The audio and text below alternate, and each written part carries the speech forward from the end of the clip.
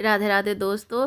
Friday की शाम है और हम लोग ना तैयार होकर निकल चुके हैं एक और नई जगह एक्सप्लोर करने के लिए। और हमारा छोटा सा ट्रिप शुरू हो गया है। यहाँ पे सुबह के 4:40 हो रहा है और हम लोग पहुँच चुके हैं औरंगाबाद रेलवे स्टेशन। 7 घंटे की सफ़र तय करके हम लोग पहुँचे और यहाँ पे सिन्हा जी बात करने गए हैं, ऑटो गाड़ी कुछ ठीक करेंगे। उसके बाद यहाँ से हम लोग पहुँच चुके हैं बेरुल गांव, जहाँ पे घृष्णेश्वर ज्योतिर्लिंग है, 12वां ज्योतिर्लिंग है। और ये व्यू है वहाँ का जहाँ हम लोग रुके थे, तो हम लोग होम स्टे किए थे और बाद में हम आपको रूम का टूर भी दे देंगे। यहाँ पे नहा धो के तैयार होके हम लोग निकल गए हैं मंदिर दर्शन करने के लिए। वॉकिंग डिस्टेंस पे ही हम लोग घर लिए थे, रूम मिला था हमें। तो यहाँ पे हम फूल की टोकरी, लोटकी और गंगाजल और जो भी थोड़े बहुत प्रसाद होते वो सब ले लिए हैं और निकल चुके हैं मंदिर।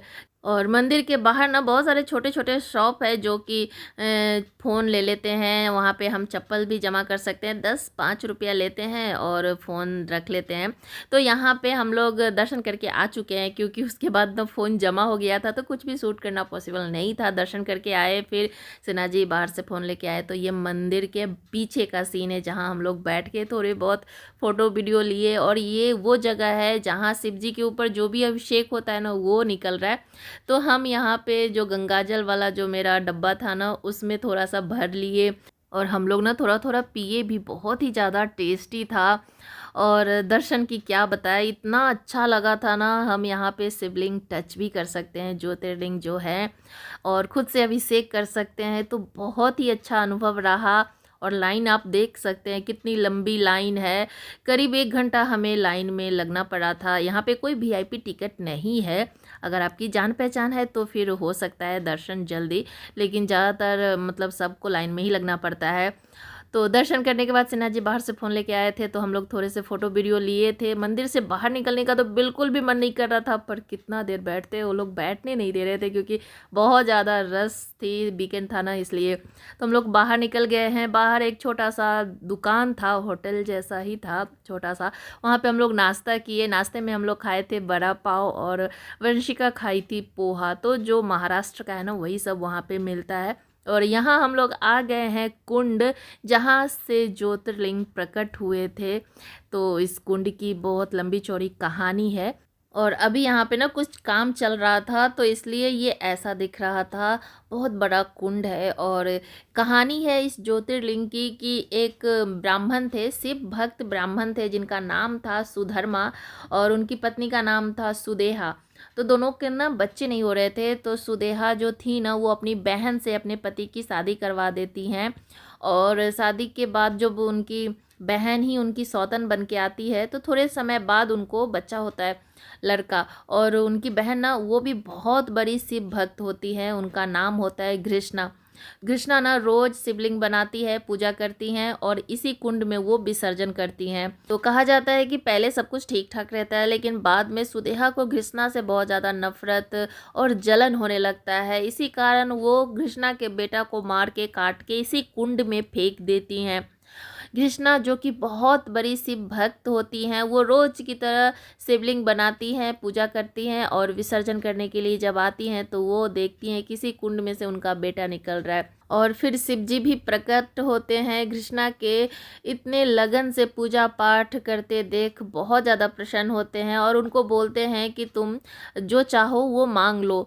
तब कृष्णा बोलती हैं कि हे महादेव, आप ज्योतिर्लिंग के रूप में यहाँ पे विराजमान हो जाएं ताकि आप मेरी तरह दूसरों की भी हेल्प कर सके, दूसरों की भी मदद कर सके। फिर शिव जी यहाँ पे ज्योतिर्लिंग में इस विराजमान हो जाते हैं और इसीलिए यहाँ के जो ज्योतिर्लिंग हैं उनका नाम भी कृष्णा के नाम पे ही है, कृष्णेश्वर महादेव।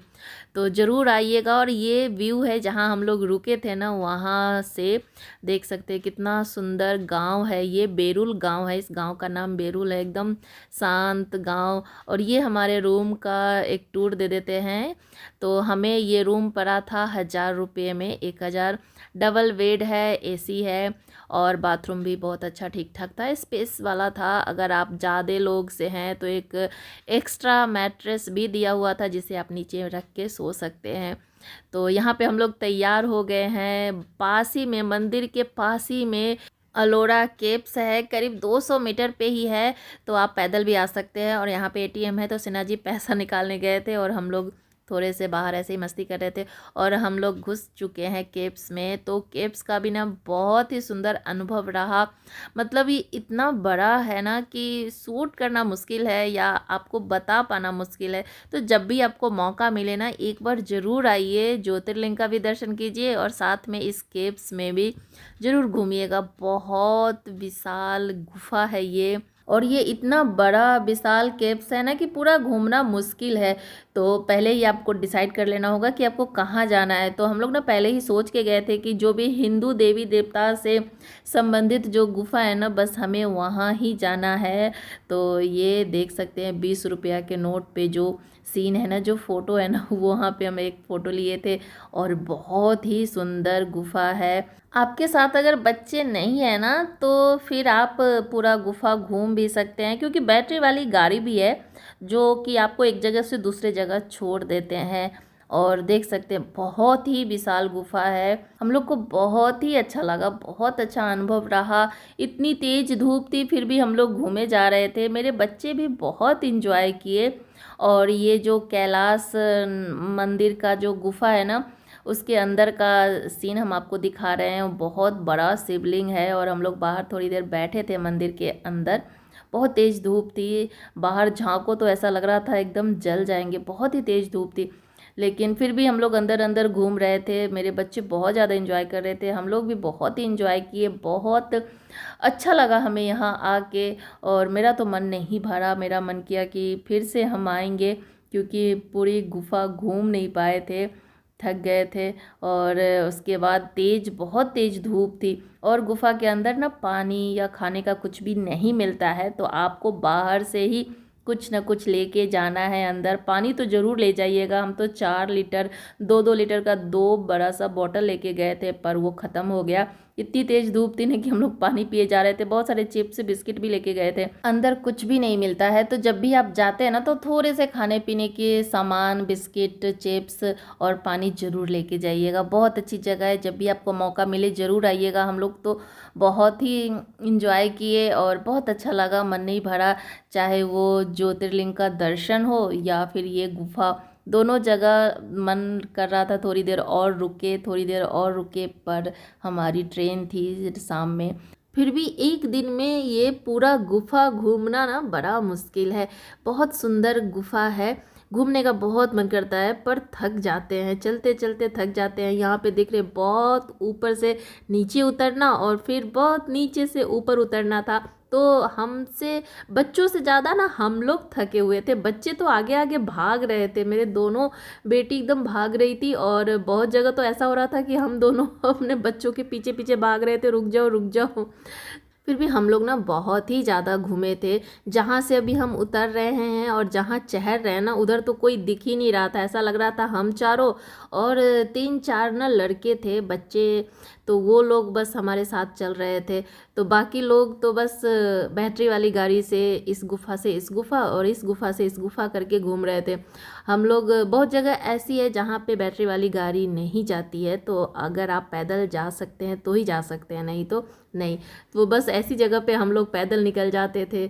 मेरी दोनों बेटी आगे आगे और पीछे पीछे हम लोग। हम ना सोच के गए हुए थे कि पहले हिंदू देवी देवता से संबंधित जो भी गुफा है ना, वहाँ घूमेंगे, उसके बाद बौद्ध गुफाएं, जैन गुफाएं हैं, वो सभी घूमने की कोशिश करेंगे।